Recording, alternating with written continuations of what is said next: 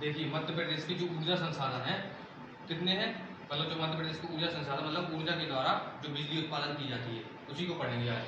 तो इसमें क्या है, जो मध्य प्रदेश का पहले इतिहास की बात करते हैं, पृष्ठभूमि की बात करते हैं। तो पहला क्या है इसमें पॉइंट कि मध्य प्रदेश में सबसे पहले भाप द्वारा विद्युत उत्पादन किया गया। कब किया गया?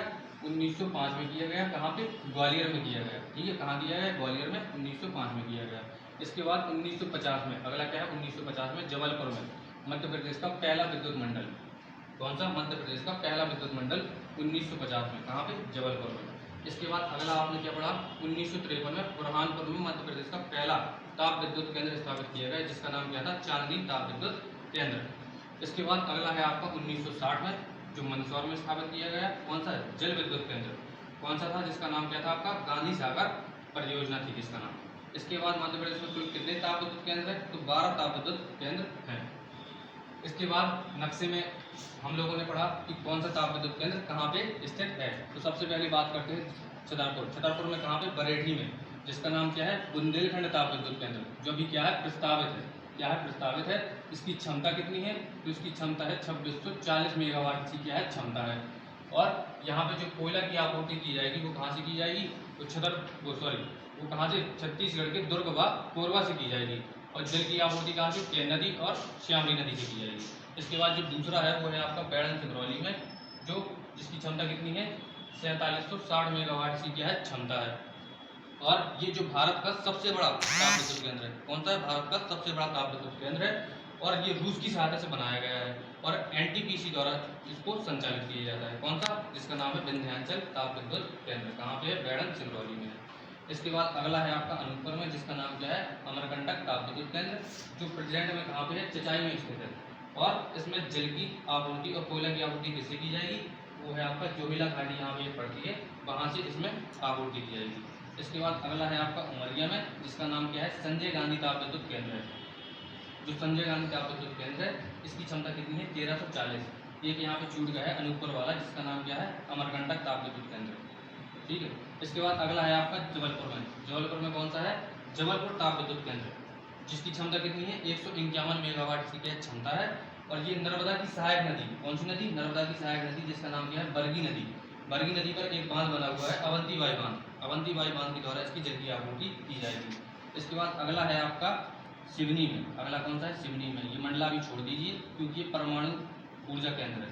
ठीक है। सिवनी में कौन सा है आपका? झाबुआ ताप विद्युत केंद्र सिवनी में स्थित है, लेकिन इसका नाम क्या है? झाबुआ ताप विद्युत केंद्र है। इसकी क्षमता कितनी है? तो इसकी क्षमता है आपकी 600 मेगावाट इसकी क्षमता है। इसके बाद अगला है आपका छिंदवाड़ा में। छिंदवाड़ा में कौन सा है? एच ताप विद्युत केंद्र। क्षमता कितनी है? 588 मेगावाट। कितनी है? 588 मेगावाट है। इसके बाद अगला कौन सा है आपका? बैतूल में। बैतूल में जिसका नाम क्या है? सतपुड़ा ताप विद्युत केंद्र है। और इसकी क्षमता कितनी है? तो 1437 मेगावाट की क्या है? क्षमता है। और यहाँ आपका मालवा ताप विद्युत केंद्र, जिसका दूसरा नाम कौन सा है? बाबा धूनी वाले ताप विद्युत केंद्र है। जो संत सिंगाजी है, इसका नाम संत सिंगाजी महाराज के नाम पर रखा गया था। और इसकी जो क्षमता है वो कितनी है? 2520 मेगावाट इसकी क्षमता है। जो बाबा धूनी वाली है, इसकी कितनी है? 2000 मेगावाट की क्या है? क्षमता है। अगला है आपका बुरहानपुर में, जिसका नाम है चांदनी ताप विद्युत केंद्र। और इसकी क्षमता कितनी है? प्रेजेंट में 177 मेगावाट है। कितनी है? 177 मेगावाट है। जब यह बना था उस समय इसकी क्षमता कितनी थी? 72 मेगावाट की क्षमता थी। और यह पहले मध्य प्रदेश का सबसे छोटा हुआ करता था, लेकिन अब मध्य प्रदेश का सबसे छोटा कौन सा है?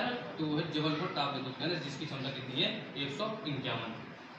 ये जो अभी तक पढ़ा है अपन लोगों ने, ये पढ़े हैं अनवीनीकरण। कौन से? अनवीनीकरण ऊर्जा स्रोत। दूसरे होते हैं नवीनीकरण ऊर्जा स्रोत। जो अनवीनीकरण ऊर्जा स्रोत होते हैं ये सीमित होते हैं और भविष्य के साथ क्या हो जाते हैं? समाप्त हो जाते हैं। लेकिन जो नवीनीकरण होते हैं वो असीमित होते हैं, मतलब ये भविष्य में समाप्त नहीं होते हैं।